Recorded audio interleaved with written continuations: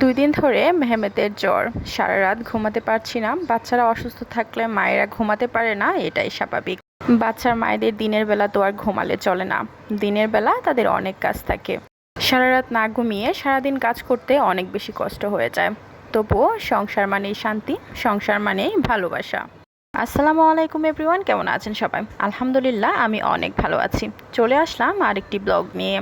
আজকে কয়েকদিন ধরে বড় ভিডিও দিতে পারছি না বলে অনেক আপুরাই আমাকে নক করছেন ইনবক্সে। বলছেন, কি আপু আপনার কি হয়েছে, বড় ভিডিও কেন দিচ্ছি না, কিছু হয়েছে কি না? না না, আমার কিছু হয়নি। আমার ছেলেটা একটু অসুস্থ, যার কারণে আসলে ভিডিও মেক করা, ভয়েস দেওয়া, এডিট করা আসলে একটু কষ্টকর হয়ে যায়, যার জন্য বড় ভিডিও দিচ্ছি না। কিন্তু এই যে এই ভিডিওটা দিয়ে দিলাম, আপনারা দেখতে পাবেন আজকে। আসলে ফেসবুকে কাজ করতে এসে কিছু আপুদের এত ভালোবাসা পেয়েছি যে ভিডিও না দিলেই আপুরা ইনবক্স করা শুরু করে দেয় যে আপু আপনার কি হয়েছে, কেন ভিডিও দিচ্ছেন না। আসলে মূল কথা হলো এটাই প্রাপ্তি।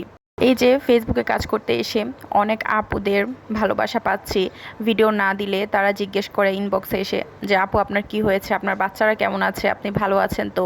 এগুলাই হচ্ছে প্রাপ্তি, তাই না আপুরা? আমার এর আগে যে টিস্যু বক্সটা ছিল এই মেরুন কালারেরই ছিল, ওটা অরিজিনাল লেদারের হওয়ায় হুমাশা যখন ছোটোবেলায় দাঁত উঠবে 6 মাসের, তখন সে কামড়িয়ে ছিঁড়ে ফেলছিল। কারণ দাঁত উঠলে কিন্তু বাচ্চাদের একটু শিরশির করে, তখন এটা সেটা কামড়ায়। আমার যে বিয়ের একটা ভ্যানিটি ব্যাগ ছিল ওটাকেও সে কামড়িয়ে ছিঁড়ে ফেলেছে, অরিজিনাল লেদারের হওয়ায়। তাই কিছুদিন আগে হুমাশার আব্বুকে বলেছিলাম যে আমার জন্য সুন্দর দেখে একটা বক্স নিয়ে এসো, টিস্যু বক্স। সে এই বক্সটা এনে দিয়েছে, এটা আমার কাছে অনেক ভালো লেগেছে। সে অনেক দিন আড়ঙে ঘুরে ঘুরে সে এই বক্সটা আমাকে এনে দিয়েছে আর কি।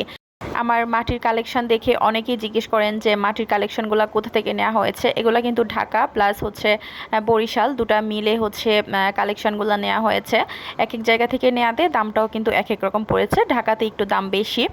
আর এই জারগুলা কিন্তু আমার অনেক পছন্দের। আমি এই যে 3টা জার দেখতে পাচ্ছেন, হোল্ডিং সহ কাঠের হোল্ডিং, এটা কিন্তু ফেসবুকে আমি অনেক দিন ধরে পছন্দ করছিলাম, কিন্তু দাম কিন্তু এগুলোর অনেক বেশি, যার কারণে আমি নিচ্ছিলাম না। মানে চিন্তা করছিলাম এত দাম দিয়ে কেন একটা জিনিস নিব, এই ভেবে নিচ্ছিলাম না। পরে হুমাশার আব্বু আমার বার্থডের দিন সে এই 3টা জার গিফট করে। থ্যাংক ইউ মামুনি। এই যে আমি ভয়েস দিচ্ছি, আমার মেয়ে শুনতে পাইছে, তাই সে হ্যাপি বার্থডে বলতেছে আমাকে। অয়েল জারগুলা কিন্তু আমি নিজে কিনেছি ফেসবুক পেজ থেকে, হুমাশার আব্বু কিন্তু এগুলো আমাকে গিফট দেয়নি। ডাইনিং সাইড যে ক্যাবিনেটটা আছে, এই ক্যাবিনেটটা কিন্তু আমি মিরপুর 2 থেকে নিয়েছি। এই ক্যাবিনেটটা কেনার পিছনে কিন্তু অনেক কাহিনী আছে। যাই হোক, এটা আমি আরেক দিন বলবো। এটা কিন্তু কেনার ইচ্ছা ছিল না, ভাবছিলাম ফ্রিজের সাইডটা যে ফাঁকা আছে এই ফাঁকা জায়গায় একটা ডিপ ফ্রিজ রাখবো। যাই হোক, তারপরে এটা ইনস্ট্যান্ট কিনা হয়ে গেছে।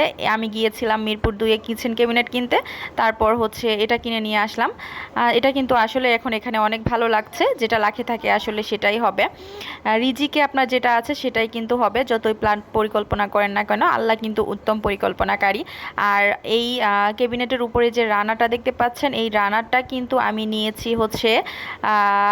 আড়ং থেকে। এটা আমার হাজব্যান্ড কিনে নিয়ে আসছিল, আমি কিনে নিয়ে আসিনি।